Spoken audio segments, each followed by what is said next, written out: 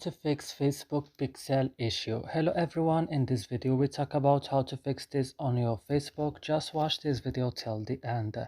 First guys, you need to go and open the settings of your device, then open apps option. Here on apps option you have to search for Messenger, not Messenger guys, Facebook. And then when you find Facebook, open it like this, and then go to storage option. Click on the last button, clear data, click OK, and then you have to back and click on force stop and click also OK.